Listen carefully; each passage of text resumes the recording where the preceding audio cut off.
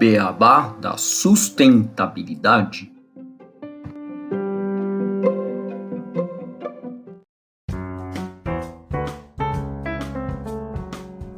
Bem-vindos ao podcast O Beabá da Sustentabilidade. Este é o episódio 162, Desbravando o Sol, Inovação e Sustentabilidade na Energia Solar.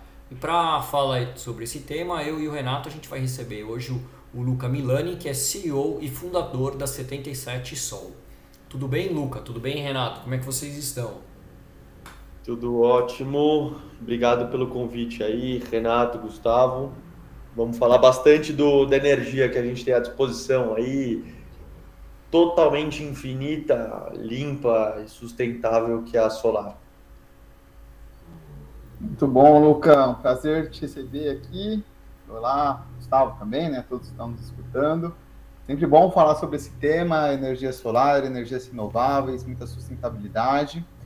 E a gente vai só trazer uma informação, né, uma notícia rápida aqui, que as instalações, né, de projetos solares fotovoltaicos continuam crescendo no Brasil, sendo que a fonte ultrapassou a marca de 42 gigawatts de potência instalada no país, o que equivale à capacidade de 3 hidrelétricas de Itaipu, que tem cerca de 14 gigawatts. Somente esse ano já foram adicionados mais de 5 gigawatts de energia solar na matriz elétrica brasileira, de acordo com a AB Solar. Na geração distribuída, né, o modelo pela qual a produção de eletricidade é feita pelo consumidor, pelo próprio consumidor, o país conta com 28,6 gigawatts de potência instalada de fonte solar, o que equivale, segundo a Absolar também, a cerca de 141,3 bilhões em investimentos e 42,2 bilhões em arrecadação desde 2012. Já na geração centralizada, formada por grandes usinas solares que vendem sua produção elétrica em leilões do governo, são 13,4 gigawatts de capacidade solar instalada. Desde 2012, os investimentos somam 58 bilhões e 19,6 bilhões em arrecadação. A participação da fonte solar hoje já equivale a 18% da capacidade instalada da matriz elétrica brasileira e cerca de 10% da geração, segundo alguns canais como a Infomoney, Isto é Dinheiro e o Canal Solar. E só uma curiosidade, né? O último episódio que a gente falou sobre energia solar, que foi, eu acho que o número 72, já faz um tempinho, foi em junho de 2022 que a gente colocou ele no ar. A gente trouxe, né, na notícia, né, um dado de que a fonte havia atingido 14 gigawatts de potência operacional, né, ultrapassando ali, né, igualando ali com a Itaipu. Ou seja, quase 2 anos depois, esse valor aumentou cerca de 3 vezes. Né? Então, a gente vê que está crescendo muito e o Luca, com certeza, vai poder contar muita coisa para a gente, muita tecnologia, coisas interessantes sobre essa matriz. E para a gente começar, Luca, a conversa, eu queria primeiro que você se apresentasse um pouco mais, contasse a ideia, né, de como foi fundar a 77 Sol, ou 77 Sol, como que fala aí, explica para a gente. Fiquei um pouco curioso com o nome também, o porquê dos números 77, né, qual que é a visão da empresa em relação ao mercado de energia solar e sustentabilidade. Boa, vamos lá, vai ser um prazer falar de 77 aqui com vocês, mas antes de me apresentar, né, Renato, você falou bastante aí e fez uma comparação entre Itaipu e o solar, e a gente vê que, de fato, desde 2022 as coisas têm evoluído no solar de maneira muito, muito rápida. Isso não é por acaso, tá? Eu acho que tem uma questão custo-benefício muito lógica. Esses dias eu fui em um evento aí falar sobre solar também, e Itaipu tinha acabado de amortizar 100% da dívida dela, né? E demorou 50 anos para ela se pagar. Payback médio de um projeto de energia solar, hoje em dia, é 3 anos e meio. Ou seja, a gente está falando de 10 vezes mais barato do que Itaipu, né? Por isso que a gente construiu 2 Itaipus nos últimos, 2 anos. Acho que é daí que a gente começa o papo e a gente está falando de uma solução, de novo, né, infinita, limpa e 100% sustentável. A 77 surge, pode falar 77, pode falar 77 Sol, nosso apelido aqui é 77, mais fácil de falar, né? Mas a 77 surge justamente para suprir uma dor muito latente desse nosso setor aqui, que era toda a parte de agilidade e profissionalismo, né? Dentro de usinas de solar, especificamente de varejo, tá? Então, você falou dados muito relevantes aí, estamos falando já de 28 gigas só de geração distribuída, né, solar no Brasil. E quando a gente fala de geração distribuída, obviamente a gente tem usinas de médio porte, ali 1 mega, 5 megas, mas boa parte delas são usinas de pequeno porte e de pequenos consumidores, né? São usinas de fato de telhado, que estão instalados numa residência ou num pequeno comércio, e esses telhados estão fazendo usufruto da energia que já é deles, né? Energia que vem do sol ali, um recurso natural disponível para qualquer pessoa que consiga gerar energia proprietária. Então, essa modalidade de autoconsumo remoto é uma modalidade que vem crescendo muito no Brasil, e a 77, uma empresa de tecnologia focada em energia, surge como uma plataforma digital mesmo, para automatizar e verticalizar todo o processo comercial de integradores solares. Integrador solar é uma figura muito representativa e muito importante para o nosso setor, principalmente para o nosso nicho aqui dentro do solar, que é o residencial e comercial de pequeno porte, tá? Então, o integrador são essas PMEs, pequenas e médias empresas espalhadas pelo Brasil inteiro, que fazem toda a parte de instalação e parte burocrática referente a projetos de energia solar espalhados pelo Brasil, tá? Essas empresas são atendidas hoje pela 77 através de uma plataforma digital. A gente faz toda a parte de cotação de equipamento, dimensionamento de projetos, elaboração de propostas, e em cima de toda essa ferramenta digital a gente também oferece soluções de crédito, soluções de equipamento e soluções de seguros para que essas empresas consigam oferecer, né, produtos e serviços para o cliente na ponta e converter cada vez mais e melhor as soluções de energia solar, né? A gente tem certeza que com a nossa solução, ou seja, através de tecnologia, a gente vai conseguir fazer com que o varejo de energia solar consiga crescer. Acho que é isso, assim, de forma geral e bem resumida, o que a gente faz é verticalizar o processo comercial do varejo de energia solar hoje no Brasil. Boa. Você já mencionou, né? A gente colocado aqui em relação com a próxima pergunta, né, dos benefícios e as vantagens da energia solar para o meio ambiente e também para os consumidores, né? E quando a gente fala também na transição energética global, você acha que tem mais alguma coisa para trazer nesse tema em relação a benefícios, vantagens, ou entra no que você já falou de custo, de utilização ser uma energia muito mais limpa, né? O que você acha em relação a esse tema? Cara, eu acho, Gustavo, que a gente tem uma solução através do solar, que é uma solução muito lógica, né? Porque se a gente parar para pensar, não só ela é muito mais barata, ela se paga muito mais rápido, portanto, né, por ser muito mais barata, mas ela é muito mais otimizada, porque não só a gente gera mais energia por metro quadrado, como a gente está conseguindo aproveitar um espaço que a gente não faz nada hoje em dia, né? Ou não faria nada, né? Não estou falando de usina de solo, tá? Necessariamente, porque usina de solo normalmente a gente compete com uma agricultura, por exemplo, ou com uma construção de edificação. Mas quando a gente fala de um telhado, a única coisa que você vai fazer no telhado é, no máximo, uma caixa d'água, né? Então, assim, a gente está falando de uma otimização de espaço muito grande.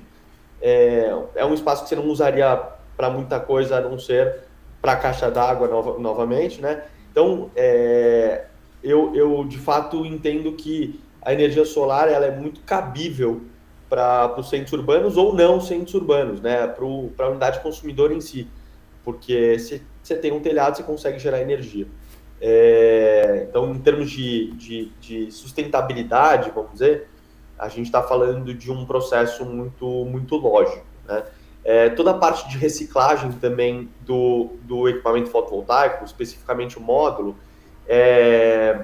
já é muito mapeado também, né? Então, o silício que é utilizado lá dentro do módulo, pólio ou monocristalino, ele é um silício que ele consegue ser reutilizado, inclusive para ser transformado em um módulo fotovoltaico novamente, né? Então, é praticamente um ciclo infinito de fabricação desses equipamentos que deveriam funcionar durante 25 anos, pelo menos, né? Porque o fabricante nos dá 25 anos de garantia de fabricação. Ou seja, a gente está falando de algo super perene, além de ter um custo-benefício muito, muito adequado, né?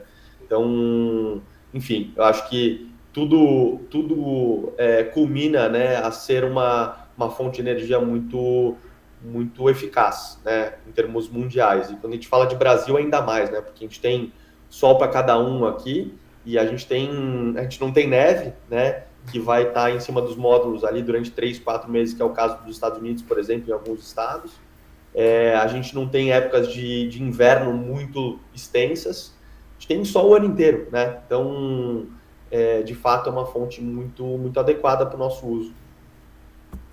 Não, só fazer um comentário, como você falou, a gente também sempre, eu trabalho muito na parte de cadeia de suprimentos e tal, e a gente sempre fala que uma cadeia mais sustentável é quando ela está muito mais curta, né, em relação às distâncias, porque você está produzindo localmente e vendendo localmente. E aí é um ponto que tem também com a energia solar, né, porque ela está sendo gerada localmente, você não tem aqueles longos linhões de vir de Itaipu até São Paulo ou de Furnas até Belo Horizonte, que são distâncias gigantescas e que você tem, além de tudo, perda de... A gente fez um episódio sobre energia em geral e a gente lembra que os valores de perda de energia nesse transporte de energia até as grandes cidades é gigantesco, né, no nosso país. Total, você tem muita razão, Gustavo, muita razão. Eu lembro que a mídia, né, a imprensa veio bastante atrás da gente quando a gente começou a ter aqueles apagões aqui em São Paulo e falou, bom, mas a energia solar ajuda os apagões de alguma forma e de fato ajuda muito, né, porque os choques aniquilares diminuem demais, eles diminuem demais quando você tem geração muito próximo à carga. Então, não só você está gerando energia de maneira mais barata, como você está tornando a rede de transmissão muito mais eficiente, né? Então, total razão, assim, é mais um ponto a favor da geração junto à carga, sem dúvida. Luca, me veio uma curiosidade, né? A gente está entrando nessa linha da eficiência. Qual que é a eficiência de uma placa solar, assim, de conversão, de produção de energia, né? Obviamente não é 100%, o que ela vai captar vai virar energia, mas hoje a tecnologia mais ou menos está gerando mais ou menos quanto, assim? Um módulo, e essa história é interessante, né? Quando a gente fundou a 77, há 4 anos atrás, a gente vendia módulos policristalinos, né? Tipo de silício, né? Um policristalino, de 330 watts, cada módulo tinha 330 watts, com uma eficiência de mais ou menos 72% a 75%, tá? Ou seja, exatamente o que você falou, ela não tem uma eficiência de 100%, ela teria, né, 75% de eficiência há 4 anos atrás. Hoje em dia a gente vende módulos monocristalinos, monoPERC, né, que a gente chama, que é uma nova tecnologia em cima do monocristalino, half cell, né, que é se metade do silício ou metade do módulo deixar de funcionar, a outra metade continua funcionando, bifacial, né, ela gera energia tanto de cima para baixo como de baixo para cima, no reflexo, né, do telhado para cima ou do chão para cima. Então, assim, a tecnologia evoluiu muito A gente vende módulos hoje, então, monoPERC half cell de 650 watts contra os 330 que a gente vendia há 4 anos atrás, com eficiência de 85%. Então, os fabricantes falam que a evolução de watt por módulo não vai ser tão grande quanto a evolução da eficiência, tá?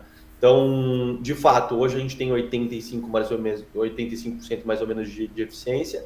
A gente espera ver uma evolução de eficiência por módulo muito grande, e não tão grande assim na quantidade de watts produzido por metro quadrado. Porque, inclusive, o chinês, né, a gente tem capacidade, eu acho que os fabricantes já têm capacidade de fazer módulo lá de 1000 watts. Inclusive, já tem módulo muito, muito grande.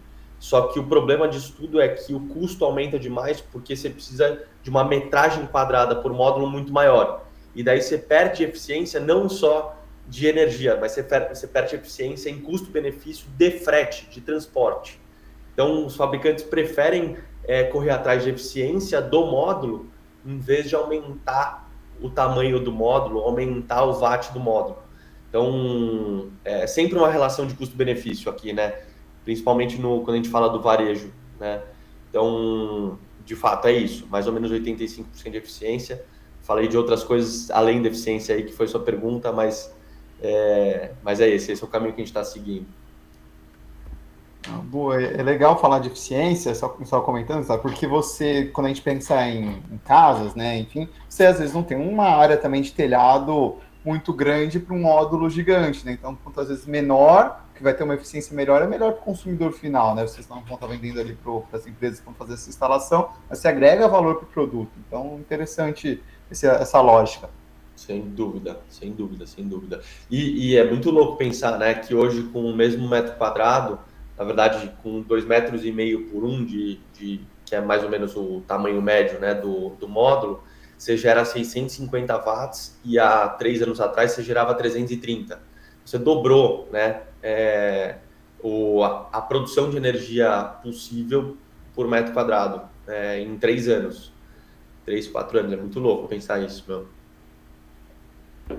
Sim, e quando a gente fala em relação a futuro, né, quais que são os desafios mais significativos, né, do mercado de energia solar hoje para crescer, tanto do lado da tecnologia quanto do lado de regulação, né, aqui principalmente no Brasil? A gente está vendo a evolução de vários equipamentos, né, que tangem o nosso mercado aqui de solar. Um deles é a bateria, armazenamento, né? E tem dados lá do censo americano que em 40% das vendas de sistemas fotovoltaicos já tem algum tipo de solução de armazenamento. No Brasil, esse número hoje é menor do que 5%, tá? Por uma questão de preço mesmo, né? Eu acho que as baterias ainda são muito caras aqui no Brasil, mas eu vejo a evolução da bateria sendo muito presente agora daqui para o nosso futuro, tá? Não só a bateria, como as soluções de inversores que conseguem administrar o quanto você joga para o grid, né, o quanto você joga para a rede versus o quanto que você consegue jogar para dentro da sua própria carga. Então, a gente já tem soluções de inversor híbrido, né, que conseguem fazer essa administração entre o que você puxa de energia da rede, né, e o que você gera de crédito ali, versus o quanto você vai armazenar de energia e o quanto que você vai usar da energia proprietária que está na sua bateria, tá? Então, já estamos falando de bateria, estamos falando de inversor híbrido e estamos falando também de uma solução mais recente que chama Zero Grid. Um inversor que é capaz de fazer a gestão da sua energia de forma que você consiga usar a energia de maneira simultânea. Então, tudo que você está gerando de energia, ele administra a energia que você está gerando e faz com que você consiga consumir a energia da própria geração, simultaneamente. Então, é como se o relógio não girasse, né? É como se o relógio da concessionária não girasse, porque você está, de fato, utilizando energia daquele instantânea, né? Exatamente junto à carga. E você não precisa de uma solução de armazenamento, porque, de fato, você está utilizando a energia que está sendo gerada naquele instante. Então, são 3 soluções aí super eficientes no sentido de geração. Você tem muito pouca perda, né, nesse sentido. Acho que é futuro, tá? É futuro do nosso mercado aqui. Em relação a toda a parte regulatória, a gente vê, né, que o Brasil está cada vez crescendo mais no solar. Acho que a matriz ela se torna cada vez mais eficiente quando a gente está falando de autoconsumo remoto, né? Autoconsumo que é o prosumidor, que a gente chama, né? O consumidor que também gera energia, justamente por uma questão de estrutura da nossa rede de transmissão e também por uma questão de geração, de investimento de geração, né? Porque a gente não vai ter mais essas grandes usinas, uma Itaipu da vida, tendo que abastecer vários municípios ao mesmo tempo, e investimento bilionário governamental ou de iniciativa privada, de iniciativa pública. A gente vai conseguir fazer com que o próprio consumidor faça o seu próprio investimento, que amortize em 3, 4 anos, uma iniciativa 100% privada, e ele está gerando energia e está armazenando. A concessionária vai fazer o uso desse investimento da iniciativa privada, né? Porque o próprio consumidor está gerando energia e investiu por isso. Então eu acho que os incentivos, cara, deveriam ser cada vez maiores, né, em relação à geração proprietária. Eu de fato entendo que as concessionárias de hoje em dia elas vão se limitar à parte de transmissão da energia, né? Óbvio que ela vai ter que conseguir continuar oferecendo geração, porque a gente sempre vai ter os consumidores que não fazem geração proprietária, então ela vai ter que conseguir comprar essa geração de algum lugar para vender para os seus devidos consumidores, mas eu de fato acho que essas concessionárias deveriam focar na parte de transmissão e deveriam ser bem remuneradas por isso, porque sem a transmissão a gente não é capaz de de armazenar ou gerar crédito de energia proprietário, né? Então, de fato, acho que toda a parte regulatória deveria ir nesse caminho, né? De fazer com que a concessionária seja bem remunerada pelo trabalho que ela faz de transmissão e distribuição de energia. E o Brasil está indo bem nesse sentido, tá? Eu acho que a partir da 14.300 agora de janeiro de 23, a gente está com uma legislação, né, com um uso de lei bem adequado à nossa realidade. Ô, Luca, pegando um pouco nessa linha da tecnologia, né, me veio aqui algumas dúvidas, porque um ponto que você comentou, né, por exemplo, as baterias, elas ainda vão trazer uma melhora para o potencial da energia solar, porque uma das dificuldades é quando você não tem a geração por parte da natureza, né? Você depende exclusivamente do sol, à noite você não vai estar gerando, um dia mais nublado você não vai estar gerando. Países como o Brasil, que a gente tem uma boa captação, localização do sol, é excelente, mas a gente tem países, né, também que às vezes ficam longos períodos aí sem essa fonte, e aí você conseguir armazenar, né, distribuir isso de uma forma mais eficiente, é sempre positivo. Mas aí a minha dúvida estava no seguinte ponto, assim, vocês estão em contatos muito com fabricantes, né, para poder fazer essa revenda, esse repasse dessas tecnologias, desses materiais. Existe alguma tendência de novos materiais, talvez? A gente vê muito vidros que geram energia solar, né, que a galera fala, pô, aí não vai ser só na placa solar, né, você poder estar gerando, às vezes, qualquer outro local que vai estar em contato com o ambiente externo, que você possa colocar também na casa e gerar isso, uhum. E pensando também não apenas em residências, né, casas com telhados maiores, às vezes também prédios, né, que você falou, tem pessoas que às vezes não vão poder, eu moro num prédio, hoje eu não tenho a possibilidade de instalar uma placa solar, mas tem alguma tecnologia que você vê aí futuramente, ou que às vezes a galera conversa, que possa viabilizar para mais pessoas terem acesso a esse tipo de tecnologia? Sem dúvida, Renato. O que está dentro do módulo solar, né, da placa solar, senso comum, é o silício poli ou monocristalino, né? esse silício já pode ser utilizado em outros tipos de estrutura, tá? Porque o que acontece hoje na placa solar é basicamente colocar esse silício prensado entre vidros, né? E daí, em volta desses 2 vidros que tá dentro ali o silício, tem uma moldura lá para você conseguir colocar, grampear esse negócio em cima do telhado e ter resistência ao tempo. Ponto. Só isso, mais nada, né? Então, se você tira esse silício lá de dentro, poli ou monocristalino, e coloca isso num adesivo, você vai ser capaz de fornecer ou gerar energia da mesma forma, tá?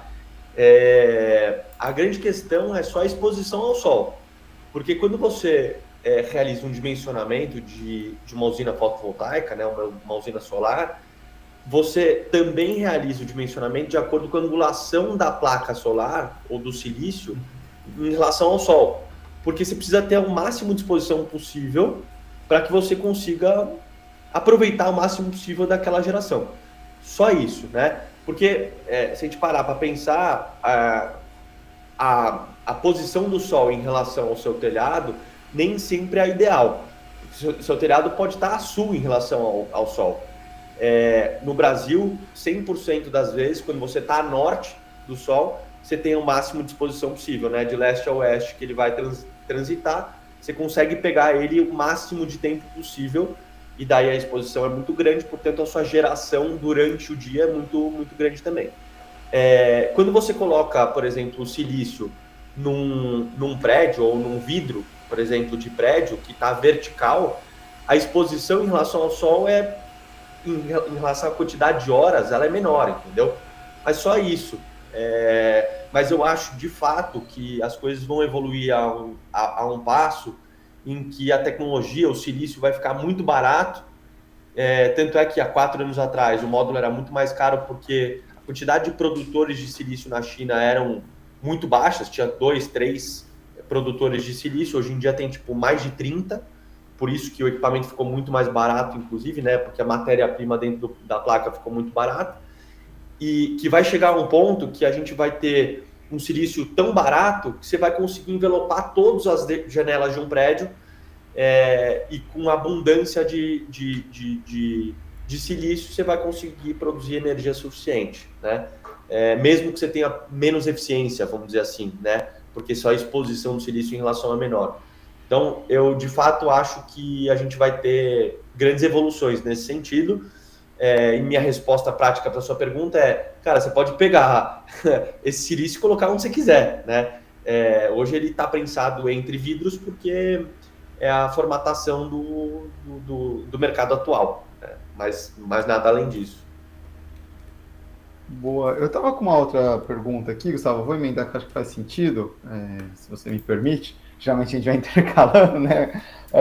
Que você comentou algumas respostas anteriores a respeito da reciclagem desse silício, né? Que acaba, né, você falou que já temos essas tecnologias, mas eu imagino que ainda é uma dificuldade encontrar, pelo menos aqui no Brasil, eu não conheço, queria saber isso, empresas que fazem esse tipo de serviço, e se vocês fazem essa interface também, tipo, o cliente, às vezes, né, final, descartou aquela placa, foi para a empresa que realizou o serviço, eles contatam vocês, e vocês conseguem fazer essa logística reversa também com produtores, ou qual que é o mercado disso, se é um mercado que está crescendo, o potencial, para justamente a gente ter cada vez mais abundância desse silício, pensando na sustentabilidade e na economia circular. Eu acho incrível essa parte da tese. O que acontece hoje, já pensando na economia circular, todos os módulos que geram pós-vendas, né, todos os módulos que geram problemas de eficiência ou de produção inferior ao que está ali no datasheet, né, a gente manda de volta para a China, né, porque a gente tem garantia do fabricante de 25 anos. Então, assim, isso já existe, o chinês faz isso, tá? Eles têm esse fluxo já funcionando bem na China, não existe hoje no Brasil, então 100% das vezes a gente manda de volta para a China e esse processo é feito lá, tá? A gente vê isso acontecendo pouco ainda, porque os equipamentos têm, de novo, né, 25 anos de garantia, e o mercado só é possível, começou a tracionar no Brasil a partir de 2012, né, a resolução 482 da ANEEL. Então, assim, os módulos solares mais velhos que a gente tem no Brasil, tem agora de 2012 para 2024, tem 12 anos de vida. Então, assim, ainda é um mercado muito recente, né?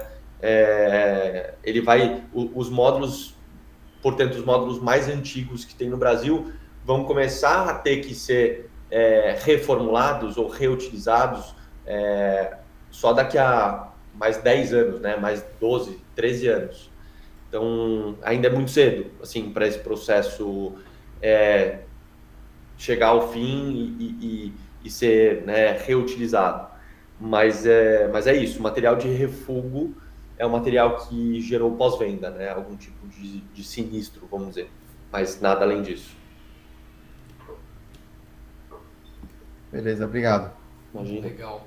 E em relação ao papel das startups, né, e da inovação tecnológica, como é que você enxerga esse papel no impulsionamento do mercado de energia solar e na promoção de um futuro mais sustentável? Ótima pergunta. A gente é muito mais uma empresa de tecnologia do que uma empresa de energia, tá, Gustavo?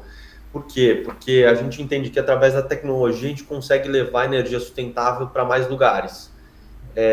A gente não conseguiria ser tão plural quanto a gente é hoje em dia se a gente fosse uma empresa puramente de energia.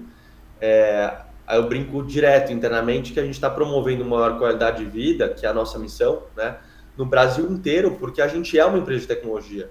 É através de tecnologia que a gente consegue promover maior qualidade de vida. Como que a gente faz isso? Vendendo energia solar, né?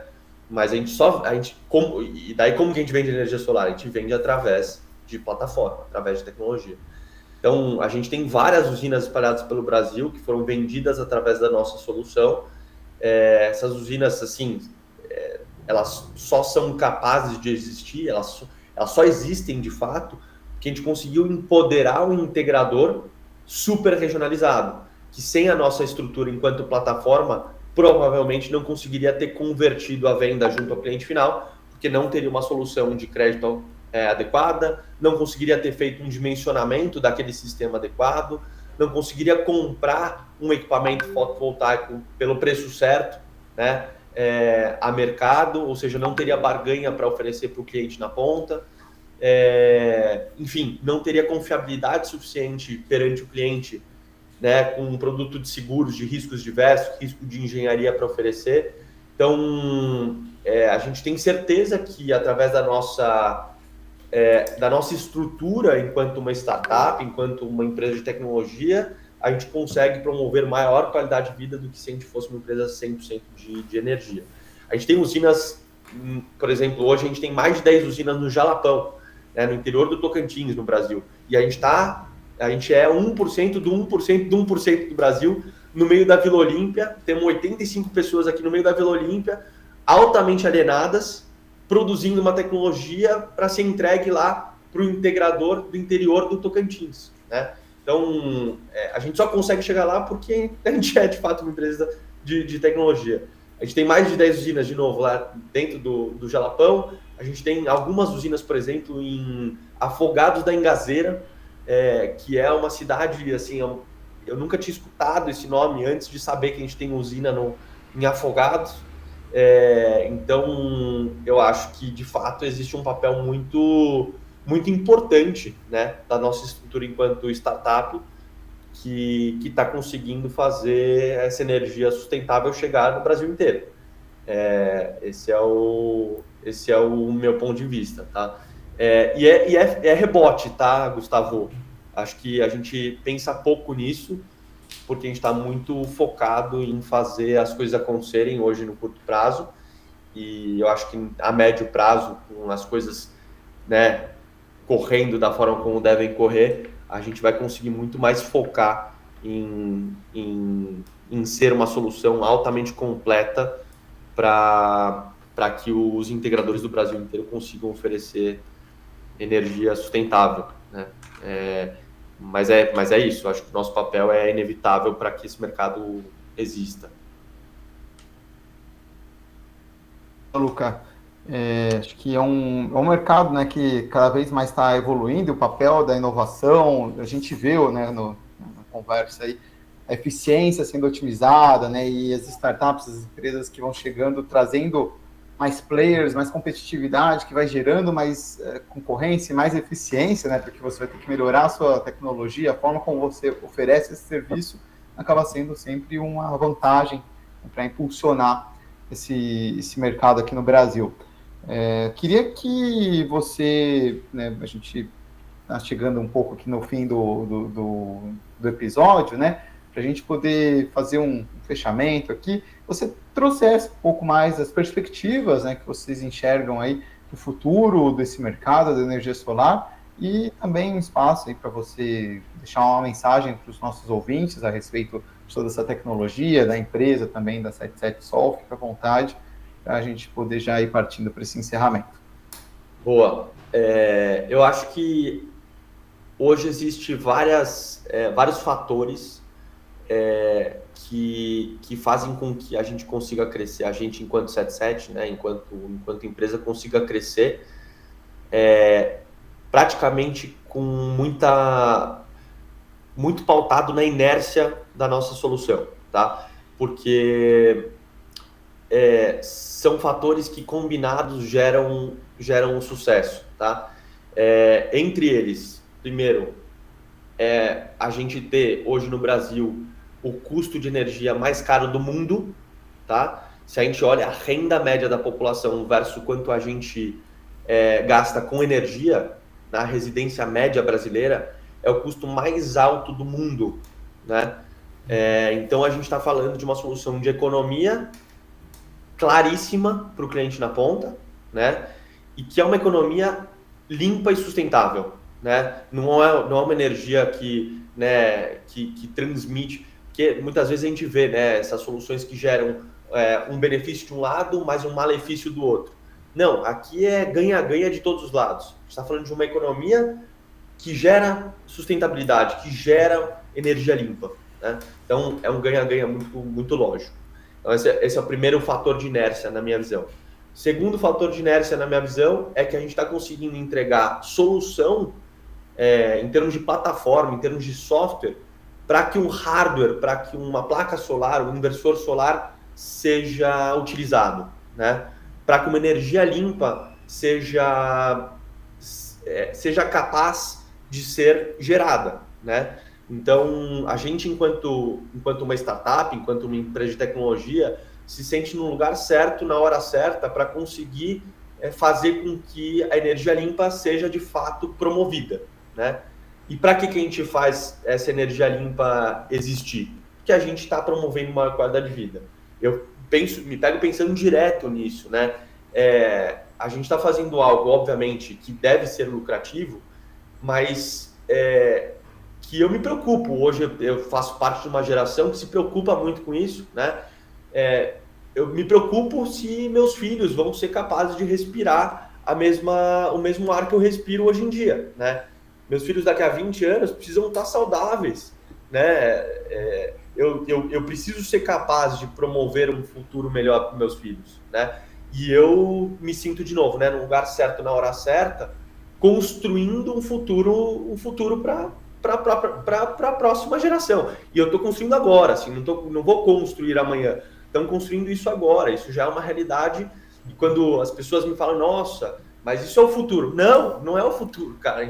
É o presente, estamos fazendo isso agora, sabe? A gente está fazendo isso agora para que um futuro exista. Então, acho que os fatores inteiros da nossa solução geram uma inércia muito, muito óbvia que é sucesso. Assim, hoje, o lucro é uma das partes importantes do sucesso, mas ele acaba sendo secundário, porque se a gente fizer as coisas bem feitas, ele vai vir automaticamente, né? Esse é o nosso racional. Então, promover maior qualidade de vida para a gente é foco.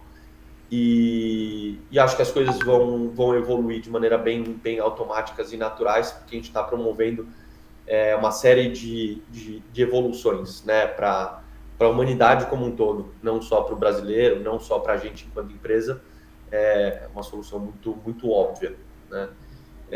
Então é isso, é animal falar de sustentabilidade, porque ela é rebote e ela é orgânica para a gente, né? Então é isso, acho que faz muito sentido para boa parte das pessoas que vão escutar aqui o podcast e não só quem, né, tá focado em sustentabilidade, mas quem quer um futuro no mundo.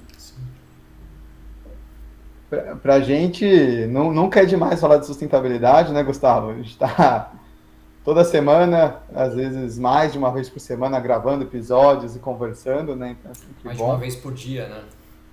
Mais de uma vez por dia. A gente trabalha com isso também. Então é sempre bom ouvir essas mensagens, conhecer as empresas que estão promovendo essa sustentabilidade, olhando para esse futuro. É sensacional o trabalho de vocês, Luca. Parabéns aí pela 77 Sol, pela atuação e por esse pensamento. Eu agradeço aí a participação, as mensagens, e a gente sempre fica de portas abertas para discutir mais sobre energia solar no Brasil. A gente demorou muito, né, Gustavo, para trazer esse tema de novo. A gente falou em 2 anos sem falar sobre energia solar. A gente chegou a ter uma conversa sobre energia elétrica como um todo no final de 2022 também, né? Mas aí era o mercado, a gente falou de outras fontes energéticas da matriz e tal, mas sobre energia solar especificamente a gente já tinha um bom tempo. Né? E é legal que a gente vê que esse 1 ano e meio, entre uma conversa e outra, a gente teve uma grande evolução, né? Porque a gente tem áreas que a gente traz aqui no podcast que 1 ano e meio atrás estava melhor do que estava hoje. E nessa a gente consegue trazer uma boa notícia para os nossos ouvintes, né? Sem dúvida. Para mim é um prazer gigante fazer parte dessa transformação que está acontecendo no Brasil. E, de novo, inevitável, né? Eu acho que não somos nós que estamos transformando, é tão inevitável que a gente só tá fazendo parte dessa onda aí, passando. Boa, com certeza. Mas a gente fica aqui de portas abertas, Lucas, né? A gente pode voltar a conversar futuramente, você trazer novas tecnologias, quando essas inovações aí que a gente conversou nascerem e vierem para o Brasil com parte dessa onda, né? Vocês são agentes que trazem essas tecnologias, então são muito importantes. A gente está de portas abertas aqui. Obrigado mais uma vez aí pela participação e a todos que nos escutaram também, meu muito obrigado. Até o próximo Beabá da Sustentabilidade. Obrigado, gente. Prazer todo meu. Obrigado. Né? Fazer lá os merchans, né? Pedir para a galera dar 5 estrelas no Spotify, dar o like aqui no YouTube, que isso aqui ajuda bastante a gente. E falar o nosso slogan, né? Que aqui o Beabá é sustentável. Até o próximo episódio do nosso podcast.